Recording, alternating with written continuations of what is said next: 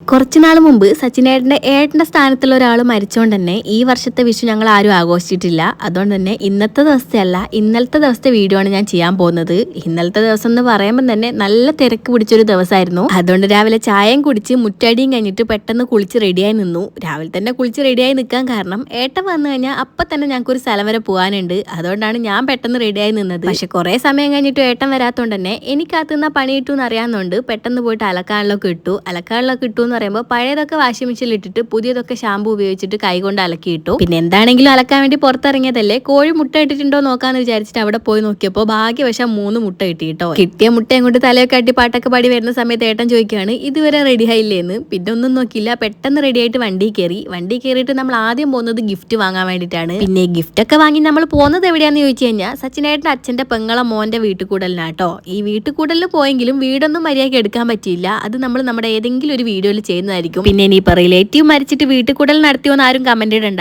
ഇത് സച്ചിനേട്ടൻ്റെ അച്ഛൻ്റെ ഫാമിലിയും മറ്റേ സച്ചിനേട്ടൻ്റെ അമ്മേന്റെ ഫാമിലി ആട്ടോ. എന്താണെങ്കിലും ഞങ്ങൾ അവിടുന്ന് ഒരു ഈവനിങ് വീട്ടിലെത്തിയെങ്കിലും വീട്ടിൽ നിൽക്കാനൊന്നും ടൈമില്ലായിരുന്നു. കാരണം അവിടുന്ന് വന്നിട്ട് ഇനി നേരെ പോകാനുള്ളത് സച്ചിനേട്ടൻ്റെ ഫ്രണ്ടിന്റെ മോന്റെ ബർത്ത്ഡേ കാട്ടോ. മോന്റെ ഫസ്റ്റ് ബർത്ത്ഡേ ആയതുകൊണ്ട് തന്നെ അത്യാവശ്യം ആൾക്കാരൊക്കെ ഉള്ള ഒരു വലിയ പരിപാടി തന്നെയായിരുന്നു. ഏട്ടന് പിന്നെ അവിടെ പോയപ്പോൾ മുതൽ കുട്ടിക്കാലം മുതൽ കൂടെയുള്ള കുറേ ഫ്രണ്ട്സിനെ കിട്ടി. ഇവരൊക്കെ ഇങ്ങനെ ഇടയ്ക്ക് കാണുന്നതുകൊണ്ട് തന്നെ ഒരുപാട് കാര്യങ്ങൾ പറയാനൊക്കെ ഉണ്ടാവും. അതുകൊണ്ട് അവരെ ശല്യം ചെയ്യാതെ എന്നെ പോലെ തന്നെ ഭർത്താവിനെ കാത്തിക്കുന്ന 2 ഫ്രണ്ട്സിന്റെ ഭാര്യമാർ വേറെ ഉണ്ടായിരുന്നു. അവരെയും കൂട്ടി പോയിട്ട് ഞാൻ ഫുഡ് കഴിച്ചു. ഫുഡ് എന്ന് പറയുമ്പോൾ ബിരിയാണി, കേക്ക്, ഐസ്ക്രീം ഒക്കെ ആയിരുന്നു. ഇതൊക്കെ കഴിച്ചു കഴിഞ്ഞിട്ടും അവരുടെ സംസാരം തീർന്നില്ല എന്ന് തോന്നിയപ്പോൾ എല്ലാത്തിനെ പിടിച്ചുകൊണ്ടുവന്ന് ഫുഡ് കൊടുത്തിട്ട് ഞങ്ങൾ കുറച്ച് വീഡിയോസും ഫോട്ടോസൊക്കെ എടുത്തിട്ട് നേരെ വീട്ടിലേക്ക് പോന്നു. അപ്പോൾ എന്താണെങ്കിലും ഇന്നത്തെ വീഡിയോ അത്രേ ഉള്ളൂ.